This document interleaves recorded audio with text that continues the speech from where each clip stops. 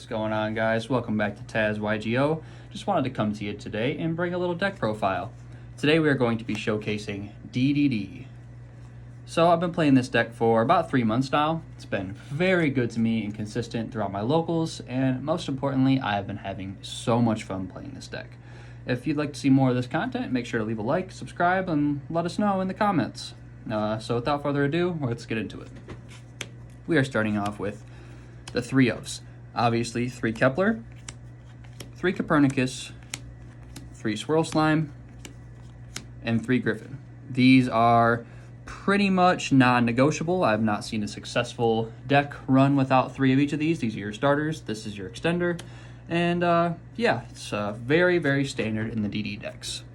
Next, we will get into a Vice Typhon, a Necro Slime, a Lamia, a Ragnarok, and see, I personally am still on the Rage package here.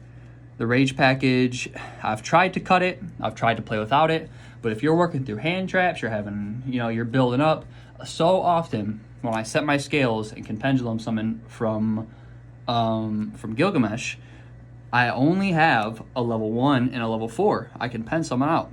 So being able to set Cerberus and Zero King Rage up in your scales is so important to me, important enough to where I decided to actually drop the Thomas and play the Cerberus and Rage. And finally, Orthros at 2. I want to play Orthros at 2 because I want to see him in order to get into my Baron and Psychic and Punisher plays if going first. Next up, we have the Dark Contracts, 3 of the Contract with the Gate, 1 Swamp King, and 1 DD Headhunt. So, that is it for the DD cards. Let's get into the rest of the deck. We're going to go to spells next.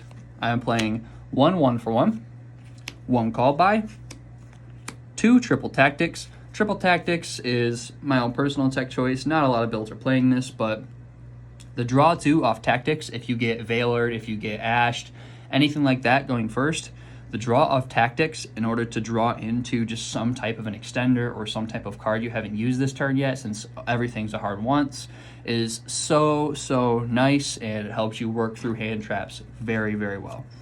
I am on the Small World package here, but we are only playing 2 Small World, 1 Eccentric.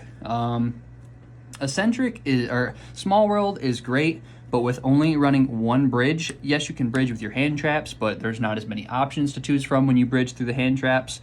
So I want to see it, but I don't want to see too many of it. So many times I've already used Small World, went through Eccentric, next turn comes up, turn 3, turn 4, I draw another Small World.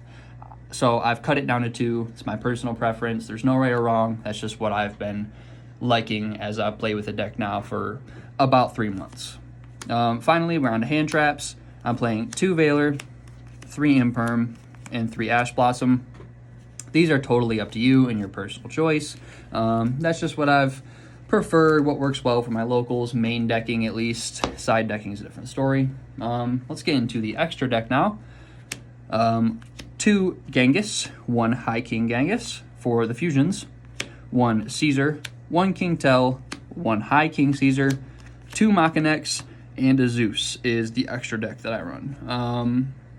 I mean, really, you can run 3 Machinex if you don't want Zeus. Very, very often, though, you literally 2 monsters, you link into Gilgamesh, Deuce Machinex, attack, overlay into Zeus, wipe the board. It's very, very good to just even the playing field.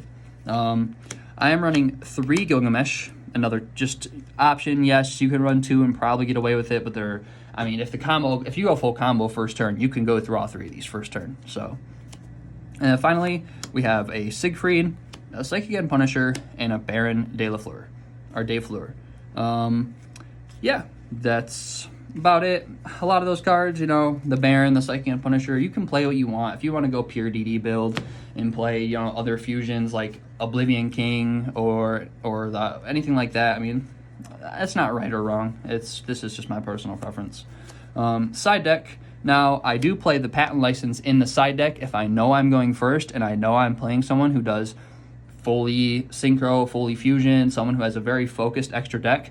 I will search patent license with Griffin and make sure I leave one of their types on the field and lock them out, essentially, of their place.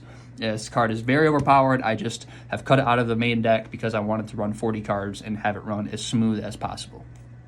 I'm playing 1 Alpha Master of Beasts, 1 Red Reboot. These are matchup specific for my locals. Really all my extra deck is. This is up to you on what you play. Just side deck things that'll help you out at your local level. I'm playing 3 Token Collector for the Sword Soul matchup, and also for the Dino matchup. Sometimes this works pretty well to not give them their 2-card combo of Scrap Raptor and Lost World. Next we have 3 Nibiru, 3 Anti-Spell Fragrance. Now this does conflict with Gilgamesh setting scales, but if you can go first and you have Anti-Spell Fragrance in hand, you set scales and then set this after, this can be detrimental to a lot of decks that rely heavily on spell cards, which, let's be real, is most of the meta nowadays. And then finally, I am running 3 Evenly Matched. This is really for the Eldritch matchup, but it comes in handy against a lot of other matchups as well.